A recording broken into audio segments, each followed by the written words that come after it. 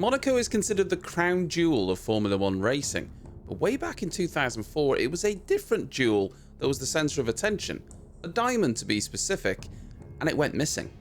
But who took it? It sounds like the daring heist plot of a Hollywood film like, say, Ocean's 12. Then would it be even more bizarre if I told you that Brad Pitt, George Clooney and Matt Damon were all present at that particular Monaco Grand Prix to promote Ocean's 12, and they were involved in the diamond stunt? Let's rewind for a second for some context and remember, sometimes the truth is more unbelievable than fiction. Jaguar joined the Formula 1 grid in 2000 after Ford purchased the then Stewart Grand Prix team. Ford owned the Jaguar brand at the time and were already providing Formula 1 engines to the Stewart team. Enter the racing green of Jaguar, still powered by Ford Cosworth engines. What a great livery as well. It was a struggle though. They only scored 4 World Championship points in 2000, then 9 in 2001, only 8 in 2002, but then they did improve to 18 points in 2003. By 2004 though, they were in their 5th season in Formula 1 and had finished 7th place in the Constructors the past 2 seasons. They were known as the Backmarkers. Jaguar's Director of Communications, Nav Sidhu, decided they needed a bit of a publicity boost, and with that, he put together one of the most absurd things to ever happen in Formula 1. Sidhu had realised just how many celebrities attended the races, especially Monaco, and he thought it'd be a good idea to put them to some use. And so he put together a cunning plan. At the time, there was a lot of pressure on the team. Sidhu was fully aware that Ford were considering selling the team if the results didn't improve, and their primary sponsor, HSBC, well, they were also growing tired of the poor performances. Ford themselves were putting a lot of money into the team, and the lack of results was both concerning and becoming a real issue. Ocean's 11 had been released and it was a huge success, and Ocean's 12 was just around the corner, so he used his PR brain to produce a tie-in to the movie. The cars would be rebranded that weekend to promote the film, and they would put genuine Steinmetz diamonds on the front nose cone of their cars for the weekend. Not only that, but Brad Pitt, Matt Damon and George Clooney all flew in for the race to promote their film and in turn the team.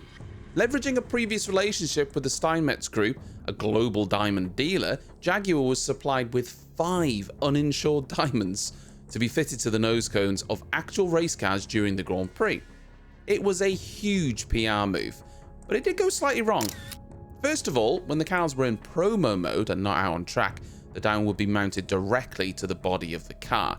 But when they were heading out onto track, it was a smaller gem the size of a button that was fitted to the nose cone with a metal surround. There was also a logistics hurdle to overcome. The Parc Fermé Formula 1 regulations make it clear that the cars can't be modified between qualifying and the race. And well, there are no special regulations for shiny diamonds being applied to the front nose cone of a car, and no exceptions can be made. Because of this, they couldn't just stick the diamonds on for the race, so they had to run them for the whole weekend, and well, that comes with more risk. You may think, well, surely they're not real. Well, Nav Sidhu assured everyone they were real. He said to the drive, if there was no jeopardy, there wouldn't be a story in the first place. There's nothing remotely interesting about putting a diamond on the car other than situations where there might be a risk to that diamond. Monaco may be a great place for a Hollywood PR stunt, but it's not exactly the best place to be fitting an expensive diamond to the front of your car.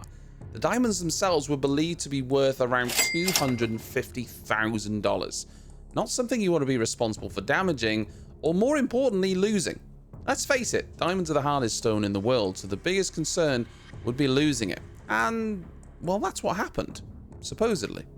You have to accept that you're going to put more pressure on your drivers during that weekend at a circuit that already takes an incredible amount of skill and concentration.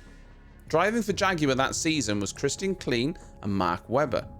Klein had already crashed his car during practice, but thankfully no damage was done to the front of the car, it was all constrained at the rear. That wasn't to be the case during the race though. He made contact with the Jordan of Nick Heidfeld on the very first lap of the race after qualifying 15th. He eventually nestled his Jaguar into the barriers down at the Lowe's hairpin, but he was already missing some of his front wing, which had become jammed under his wheels. The marshals recovered the car, but Jaguar mechanics were not able to get to that car for over 2 hours. And at that point, the race was over and the diamond was gone.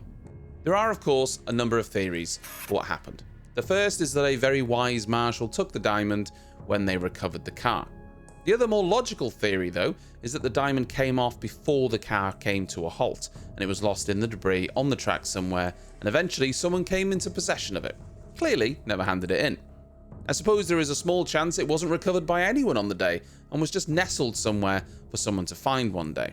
There is actually a really great image of the car at the Lowe's hairpin that would suggest the diamond was missing before the car went into the barriers. So if the diamond was real, the likelihood is that it came off the car well before the hairpin and was somewhere on the track. Once the race was over and the track was opened up, there was very little chance of ever retrieving that diamond, and clearly if someone did find it, they were in no mood to hand it in. There were suggestions, or more so conspiracy theories, that the crash was intentional and planned to add to the whole story of the diamond. Ultimately though, there wasn't much logic for a team like Jaguar to do that when they needed the points. They could have scored with clean that day, but also if they were going to do that, I doubt they would involve any of the cars. They would just do it quietly. There was also, of course, suggestions it was fake and there was never really any jeopardy.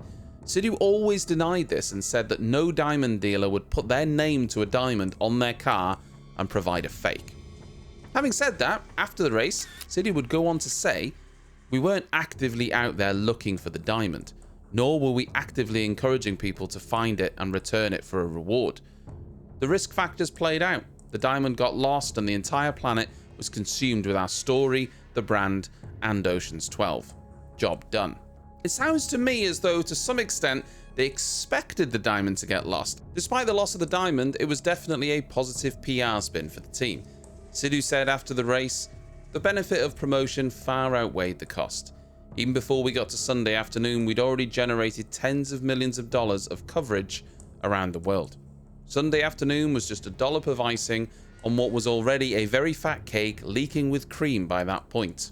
Despite Sidhu clearly being very happy with the outcome of the Monaco Grand Prix, it wasn't enough to save the team, and Ford sold Jaguar to none other than Red Bull. And from the 2005 season, Red Bull Racing would begin its journey to Formula 1 domination. Was it a fake diamond? Was it a real diamond? Was it stolen, or was the fact it went missing entirely planned by a PR genius? Does driver Christian Klein have it in his pocket? We'll never really know what happened to the diamond, but it's a cool story, and I doubt we will ever have something quite so bizarre happen in Formula 1 ever again. And in all honesty, I don't think anyone took it. Maybe if you head over to Monaco when you're near the Lowe's hairpin when the Monaco Grand Prix isn't on, maybe have a look in the gutters. You might find a diamond. I hope you enjoyed this video. If you did, make sure to like and subscribe. I'll see you next time.